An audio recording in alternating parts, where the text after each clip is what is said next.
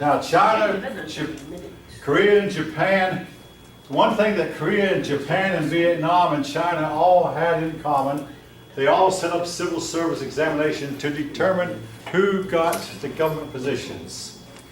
They all did this. China influenced every one of them, heavily influenced them. And in fact, China was called the Middle Kingdom. That's a term you don't run into, I don't think, in your book until you get to this chapter.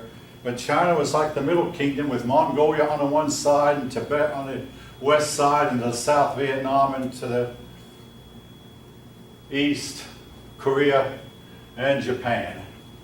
All right, we'll start off with Japan. Japan is on 4 big islands, and yes, I do ask you to learn them. These 4 islands. Japan is also located along a fault line on the Pacific coast, and this means that Japan is capable of having tremendous earthquakes. They had one in the 1920s, a very, very bad one. And of course, just as recently as, I believe, 2011, they had another fairly bad one. This year, they've been hit pretty hard by strong storms. So they've had their share of natural disasters, but they've hit by earthquakes pretty hard. And these earthquakes can set up some pretty severe tidal waves. However, the Japanese are resilient. They always bounce back after every disaster.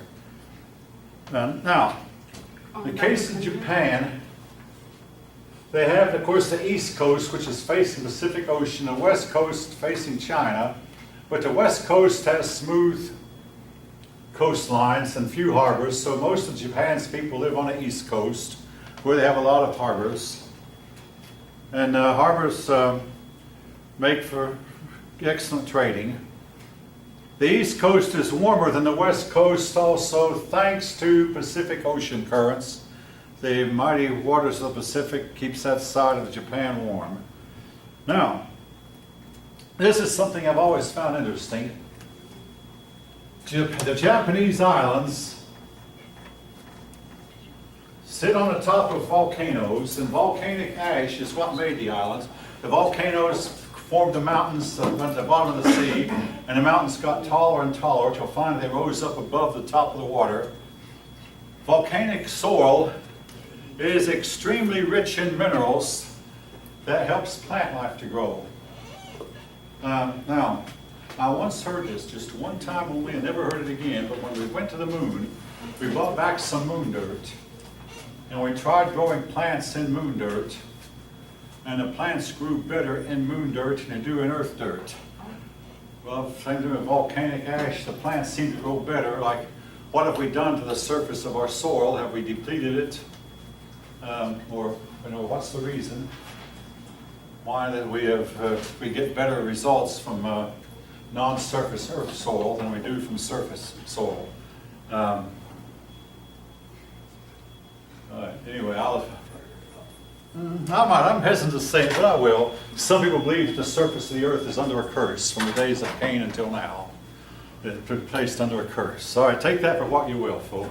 But then again, you have to try to explain, well, why does plant life grow better in moon soil than it does in earth soil, and why does volcanic ash make plant life grow better than it otherwise would if it were not volcanic ash? All right. Japanese have a creation myth. They say the world was created by a marriage of a god and a goddess. I'm not going to ask you to memorize their names, but the thing that's unique about this creation myth, a lot of primitive peoples have this, but the peoples who believe that the earth was created by a marriage of a god and a goddess usually are primitive, remain so. Japan is unique, and it has this same idea, and yet you cannot consider these people to be primitive.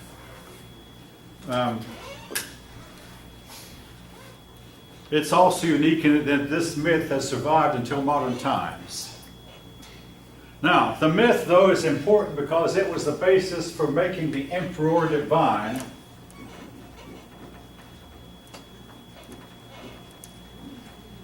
The Japanese believed their emperor was divine up until the year 1945, when as part of the peace treaty they made with the United States, the emperor had to get up and declare that he was not divine. I've often wondered how he did that. He didn't get on television. The Japanese emperors did not appear on TV until after the earthquake in 2011. But he did renounce his claim to divinity at that point. Now, this claim to divinity is very important because of all the world's dynasties. When you say divine, do you mean... He was a god. Oh. He was a god. Now, of all the world's dynasties, the Japanese dynasty is still existing. It has been in existence for at least 2,600 years. Now, the present Queen of England traces her ancestry back to a man named Cerdic, who lived in the 400s. And then from there, if you can believe in mythology, you can trace it all the way back to Adam. Again, depends on what you believe, folks. But these European royalty and nobility would try their best to trace their genealogy all the way back to Adam. But the Japanese emperors could trace theirs back to 600 BCE, making them the longest dynasties, continuous dynasties in history. Now, they claim that they came from heaven, but a lot of persons believe the emperors more than likely came from Korea, but it's difficult to tell because we don't have the bodies of their original ancestors. Now, who the Japanese possibly came from China or Korea. We don't know exactly where they came from, but most likely it was China. Your book says that the original Japanese were the Jomon, and it's debatable whether the Jomon managed to develop farming or not. But the Jomon were the original, and eventually the Jomon gave way to the Yayoi, Y-A-Y-O-I.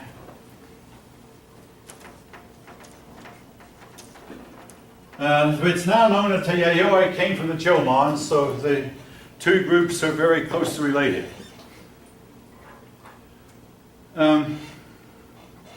Rice came into Japan around 400 CE, obviously brought in from China, and Japanese farming underwent a big change. Now, one difference between the way the Japanese grow rice and the Chinese. The Japanese, if you know anything about rice growing, the rice plants have to start out underwater. Well, the Japanese will grow koi fish in the rice paddies, and that way they harvest a meal of both koi fish and rice.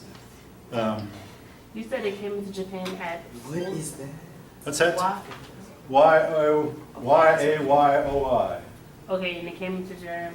The Japanese people today, 90% of them are Yayoi for this nationality. Now, I want to say this about the land of Japan. They don't like foreigners to come in. So very few people from outside move into Japan and settle, and this has been true all the way down through history.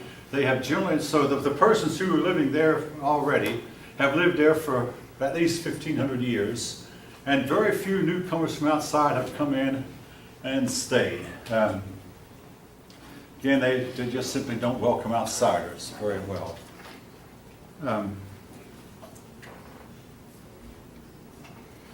Now,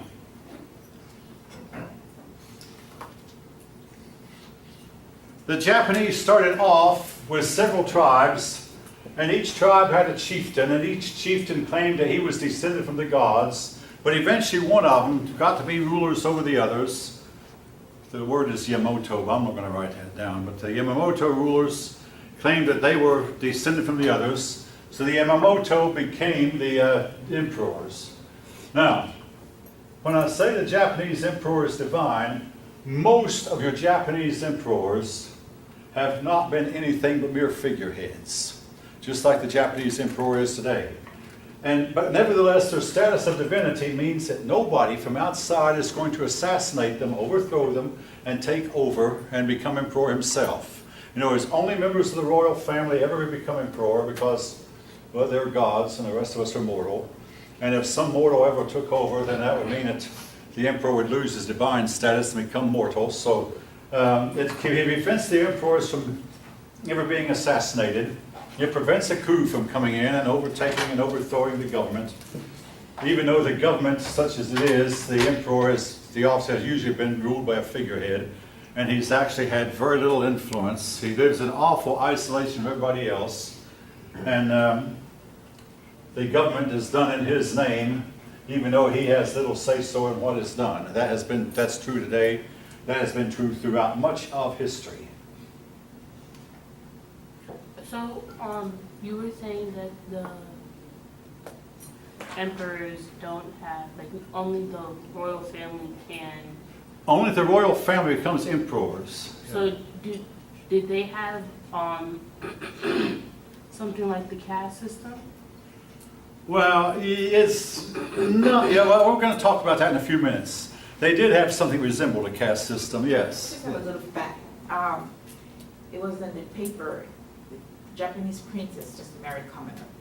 Yes, I saw that. That happened a few weeks ago. Yeah, yeah. Because even among them, the office of emperor is becoming less and less important to Japan. Even though they still, among the civilized people, this is rare these days, but they still count time from the accession year of their emperor.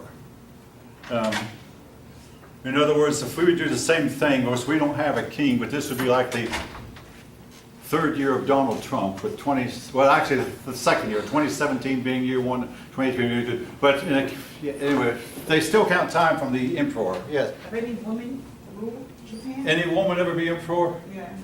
No. No. Yeah, And have you seen The Last Emperor, the film? I haven't. I believe that was about China, though. Yeah, not about Japan, it's about China. In the case of the Chinese, as all of you know, the Chinese would overthrow their emperor and someone else take over. Then they'd overthrow that dynasty and someone else take over. In the case of Japanese, no one ever came in to overthrow their emperor. But he was sitting in an awful isolation from everybody else. And like I say, he wouldn't even appear on television until finally one of them appeared on television about 7 years ago when the earthquake hit. All right. Now, of all the peoples in the world, the Japanese are among the least religious. Nevertheless, the religion evolved, and I'll get into more about that later, but it started out with spirit worship, just like a lot of the primitive peoples, and eventually developed into a religion called Shinto. And one of the things that Shinto emphasizes is complete, strict obedience to authority, and the emperor is divine. The state is not capable of making a mistake. The state is infallible. And this was what they believed, and it was one of the things that enabled the dictatorship that took over during World War II. The real power in World War II was not the emperor, but a prime minister named Tojo. That's jumping ahead of the story a little bit, though. All right, Tojo. You don't hear much said about him anymore, but he was really a big, if you lived 60 and 70 years ago, you heard a lot said about him. He went into oblivion after the war was over. Japan never was conquered. Unlike Korea, unlike Vietnam, Japan was never conquered. In fact, Japan never lost a war until 1945, when the United States beat them. But they never lost a war. The Mongolians tried twice. The one time I've mentioned already, the Mongolians tried, a kamikaze wind came up, or divine wind came up. This was in the days of Kublai Khan. Kublai Khan sent a big fleet that he knew could win.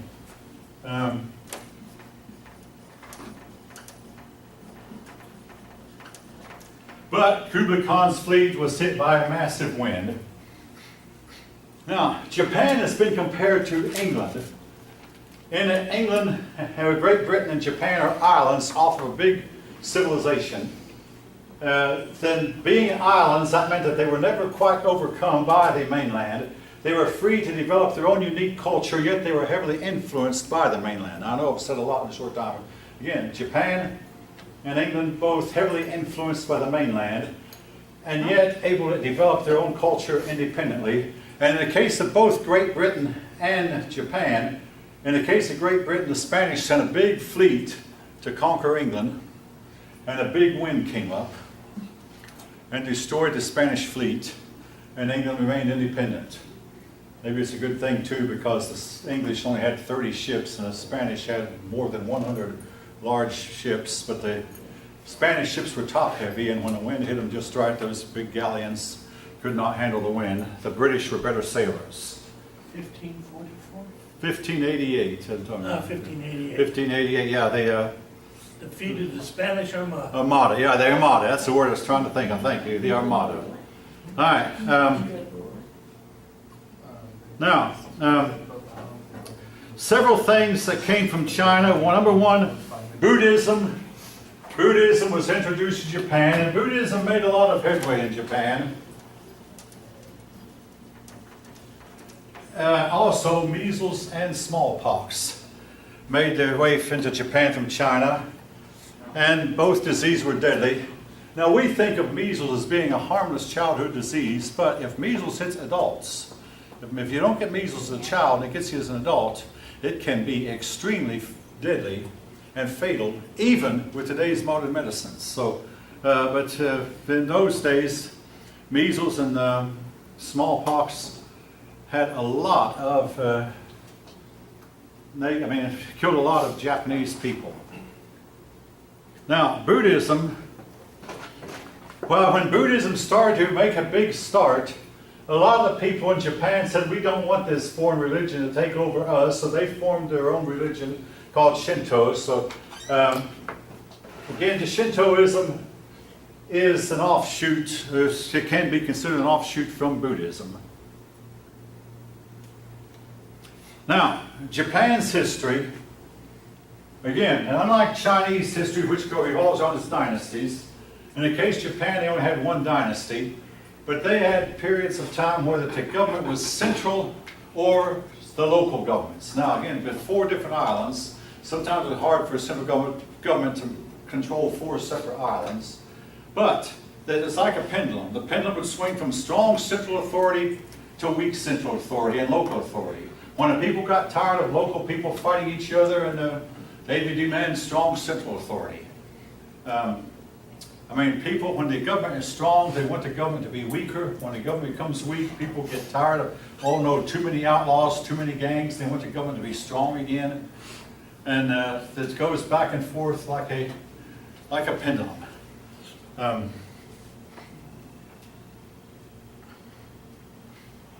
Now, there was a group of class of warriors. One of you just asked if they had a caste system.